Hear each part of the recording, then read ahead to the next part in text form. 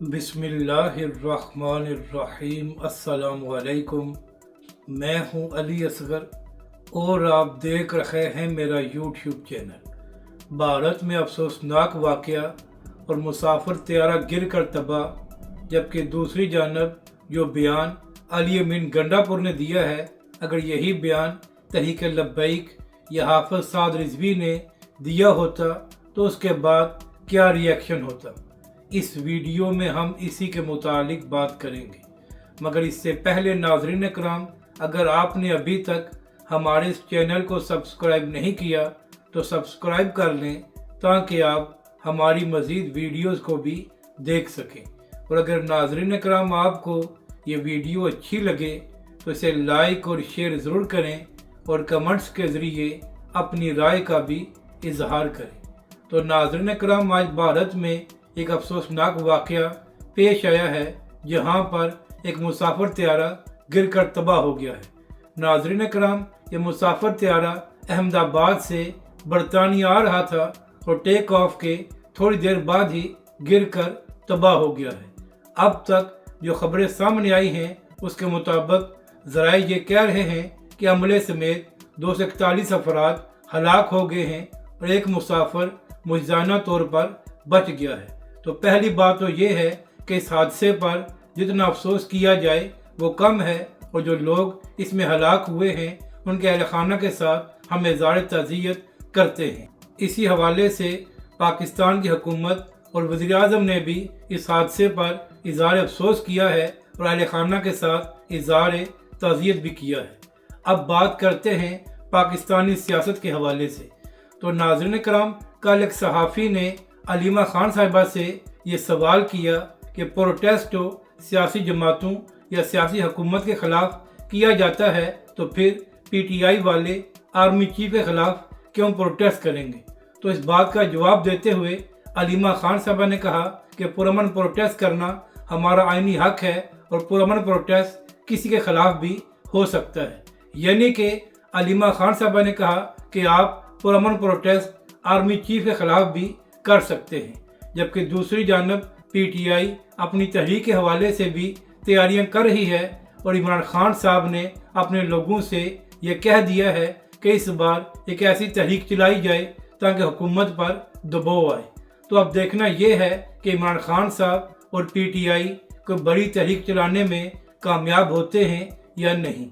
तो इसी हवाले से बात करते हुए कल अली अमीन गंडापुर साहब ने ये बयान दिया था कि पिछली बार हम नहते आए थे तो इसी वजह से हमारे ऊपर गोलियां चलाई गईं। तो इस बार जब हम प्रोटेस्ट करने के लिए आएंगे तो हमारे पास असला होगा और अगर हमारे ऊपर गोलियां चलाई जाएंगी तो हम भी ठोकेंगे। तो नाज़रीन कराम, आप अंदाज़ा लगाएं कि एक सूबे का वज़ीर आला ये कह रहा है कि जब हम प्रोटेस्ट करने के लिए आएंगे तो हमारे पास असला होगा।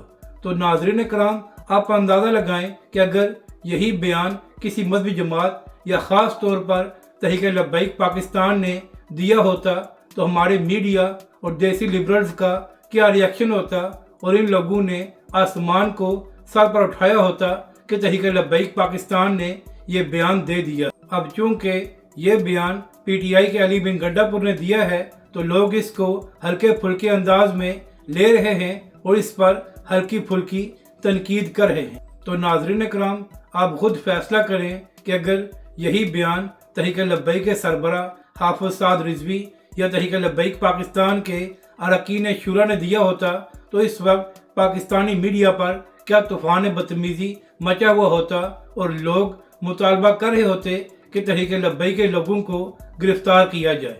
अब चूँकि ये बयान एक सूबे के वज़ीर आला ने दिया है तो उसके बाद बहुत से लोग हल्की फुल्की ही तनकीद कर रहे हैं। तो यहाँ से आप खुद फैसला कर लें कि किस कदर दोहरा मेयार है। अब बात करते हैं फवाद चौधरी के हवाले से।